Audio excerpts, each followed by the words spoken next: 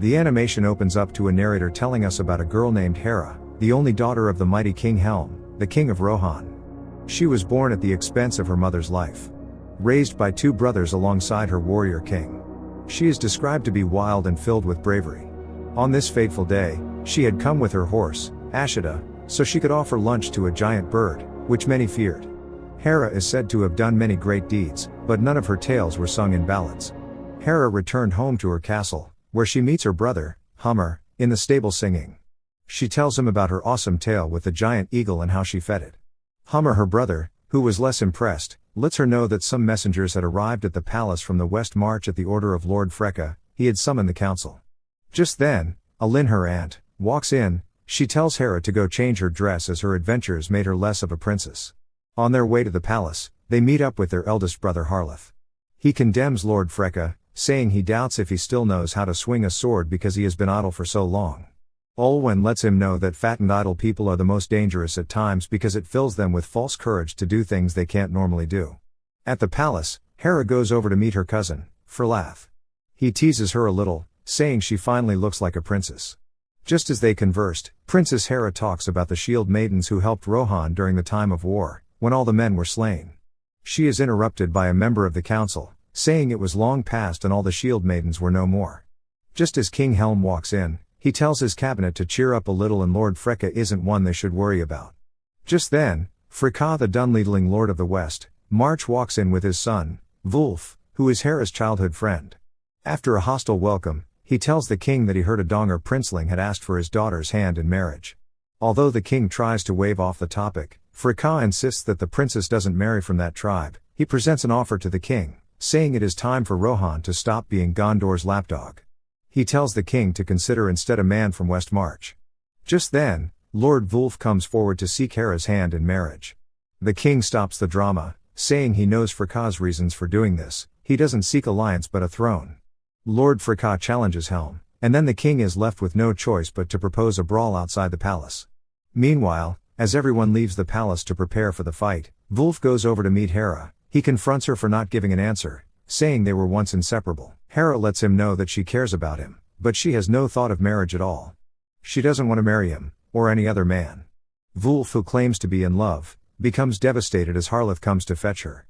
As they begin the fist fight, King Helm unintentionally strikes Freka with a single blow, and he falls to his death.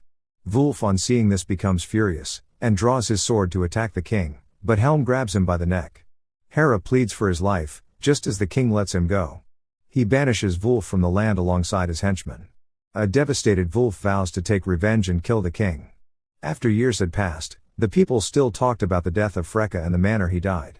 The fate of Wulf still hovered around Hera's mind as she still thinks of him as the little boy she knew. We see a throwback of Héra and Wulf practicing in the fields. She had seen his temper increase and then strikes him in the eye, leaving a permanent scar. After Wulf was banished, Héra tried to find him all over the land, but she couldn't find any trace leading to him. It was as if he had vanished for good. A new threat arose in Rohan's eastern border. Strange sounds were heard at night, and dead bodies of horses were found in the morning. The king no longer allowed his daughter ride out on her horse alone. During a morning survey, Héra, accompanied by her cousin, Frialof, encounters a dead man from Dunland. They stop to analyze his body and figure that it would have been a beast, because of the way he was torn apart. Just then a beast elephant appears and tries to attack the group. Frialof heroically tries to save Héra, by slicing through the beast's belly, but it doesn't cause any damage to the beast. With his failed attempt, the beast turns to attack him, but Héra saves him by blowing a horn that would distract the beast and focus on her. She lures him into a forest lake where different kinds of creatures live. Knowing the significance of the lake, she throws a spear into the water hoping for a miracle. Just as the beast tries to kill her in the forest, a tree creature attacks the elephant and then swallows it, returning to its normal form. Unfortunately, she meets Turg, one of Freka's generals. He kidnaps her in the bush, saying the new commander of the hill tribes wants to meet her. They bring her to a place called Isengard, where she is locked up with no way to escape. On the other hand, Frialof and Olwen had traced Héra to Isengard. They had come to rescue her as they planned their next move. We get to find out that Wulf is the High Lord of the Hill Tribes. They had sworn an oath to him as he plans his revenge. He tells Héra that he will kill her brothers and then her father, so he can finally take the throne of Rohan. He attacks Héra, saying she could have ended this a long time ago. Héra, seeing that Wulf's mind had been clouded with war, promises to be his wife if only he doesn't continue with his plan. Hearing that Héra is still giving conditions despite her circumstances, he becomes furious and tries to kill her, but she is saved by her aunt Olwen. She distracts Wulf with a sword fight as Héra escapes through the window. Olwen follows suit and they escape with Ashida, Hera's horse. Wulf orders his guards to stop them from crossing the gate, but it is too late as Freelof joins in the rescue mission. He is able to defeat all the archers and then they all escape the hill tribe. They go over to King Helm to report their findings. Héra tries to warn the king that Wulf is more than prepared and they do not have the size of his army. Freelof chips in saying the wisest move is to fall back to their stronghold and call for aid from Gondor. Freelof isn't able to convince the king, as the king's right hand, Thorn, promises to defeat Wulf and protect Rohan.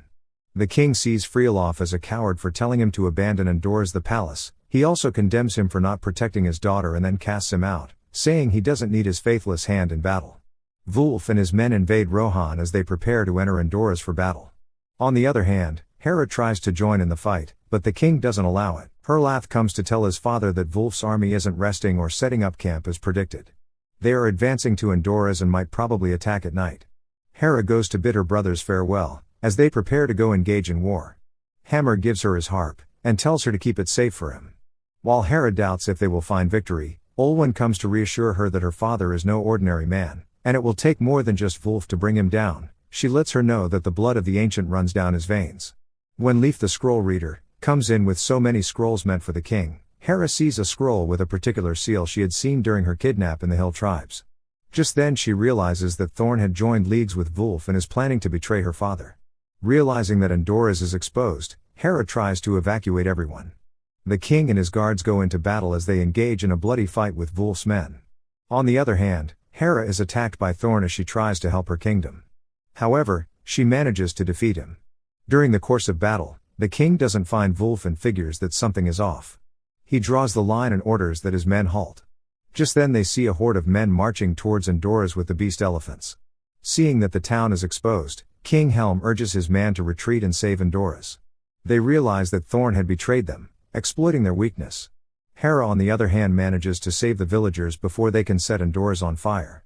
Meanwhile, Harleth, who couldn't watch his village burn, becomes furious and heroically attacks Wulf's men. He manages to stop an epic fatality before he has been shot by an arrow.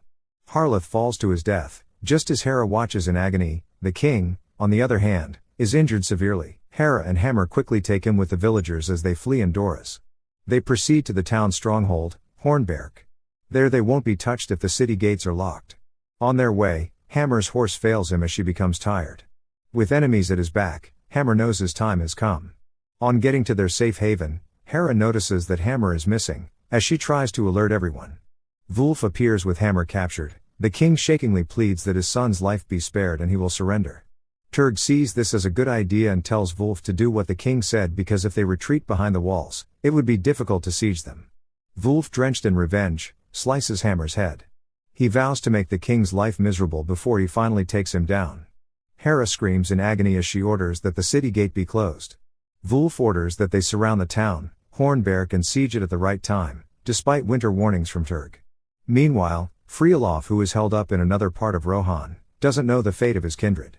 Wulf begins his administration. He orders Turg to summon the lords of Andoras so they could swear their loyalty to him. Meanwhile, Héra goes on to look for supplies to keep the people positive. She finds a dress and a hallkeeper who warns her not to wear it because it could bring a bad omen.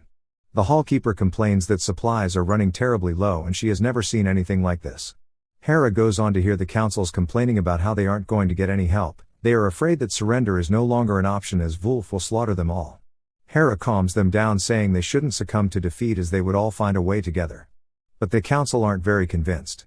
Just then Wulf begins to build a siege tower to take down the mighty walls. The people could only wait and hope for a miracle to happen.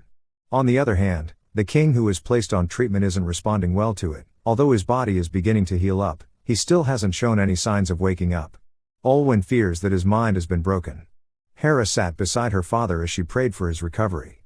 The king, wounded and grief-stricken, sneaks out of the walls to terrorize Wulf's men. He tears them apart with his bare hands, as they all run for their lives. They assume him to be a beast and not a living being. Fear took over them as whispers spread that he was no longer human and no weapon could smite him. Wulf returned to the back, only to see almost all his men dead, his plans in disarray. The news about the king becoming a ghost had spread around the camp, as Wulf's men were completely terrified. Héra discovers a secret passage that leads her directly to her father. She comes across some monsters who are taking rings from the dead. They proceed to attack her, referring to her as fresh meat. But Helm comes to the rescue. He takes the monsters out as Héra kills the master beast with a long rod. Helm apologizes to Héra for underestimating her and letting the family down. He hugs his daughter one last time before Wulf finds them. They proceed to run away towards the gate and ask that the gates be open. Just as Olwen and some group of guards try to open the gate in time for the king and Héra to enter, the gate gets stuck. With all his might and strength, Helm manages to open the gate a little, just enough for Héra to fit in. He gives her his blessings as the king decides to stay back and fight for Rohan. In the freezing cold, he takes down Wulf's men, as they come on towards him increasing in number. He died fighting outside the gates of Hornburg, frozen, standing up, with his knees unbent. The people mourn his death as General Turg advises Wulf to retreat, saying he has won and there is nothing to conquer again, except for starving refugees. Wulf declines, saying, he can't show weakness and he won't leave now. Vengeance is all he has and he must carry out his mission to the end. With no chance of winning this battle, Héra gives up. She ticks surrender as her only option. However, Olwen motivates her not to just give up and she should keep fighting till she finds a solution, because everyone looks up to her now. Just then, Héra sees the giant eagle and immediately she thinks of a possible answer. Although it would be risky, she hopes it would work. She takes her father's armor as she climbs to the eagle's nest, asking for help. Meanwhile, there is a commotion at Wulf's camp. They all want their payment as they seem tired of moving on with plans. Seeing this, Wulf tricks them into believing that there is so much gold in Hornburg, and if only they could siege the walls, they would be rich forever. The giant eagle takes the king's armor to Friof, as he finally finds out that Héra needs his help. On the day of the battle, Wulf lowers his siege tower as he prepares to evade Hornburg. On the contrary, Héra had placed Leif the palace reader, in charge of leading the people of Rohan through a secret passage. She wears the dress of the bride, as she proceeds to distract Wulf so her people can escape. Wulf, seeing her in a bride's gown, mockingly tells her that he isn't going to marry her now and that option has been long gone. She tells him that she isn't interested in marrying no man. Instead, she challenges him to a combat, saying if she wins, he will surrender and let her people go. Seeing no reason to accept the challenge, he declines at first. Héra goes on deeper to tell him she is offering him a chance to prove himself worthy of the throne, as she is the last true bloodline of Rohan. Noticing that Wulf's ego is hurt, Turg warns him not to take the bait, but instead, his ego won't allow it, and he accepts her challenge. During a fierce sword fight, Héra defeats him and tells him to stay solid on his words by calling off his men. Turg, who had warned him not to accept the challenge, agrees with Héra, but he murders Turg, saying he isn't a man of honor, and his words mean nothing. He orders his men to attack, as they proceed to evade Hornburg. Just then, Friof arrives with his army of soldiers. He uses Helm's armor and horn to scare the men fighting for Wulf. They all assume Helm has come back to haunt them, so everyone flees for their lives. Wulf, seeing his men retreating, kneels before Héra. He tries to trick her into believing he has become repentant. Just as Héra lowers her guard, Wulf draws his sword to stab her, but he misses. She manages to evade all his attacks and then, with the help of Olwen's shield, she chokes him aggressively till he dies. With Wulf dead, Héra tells Friof to call off the attack and let the men go back home to their families in peace. After the horrific war, the people of Rohan began rebuilding, and Friof is named the 10th king of Rohan. Helm, on the other hand, uninterested in the crown, vows to be loyal to Friof anytime he needs her. She sets out on her adventure to meet with Gandalf, a wizard who has questions concerning the monsters she saw stealing rings. Olwen vows to be at her service and follow her wherever she goes. The narrator tells us that Héra became wild and free till the end of her days. The end. If you love animation movies, please subscribe to this channel and keep watching. Bye.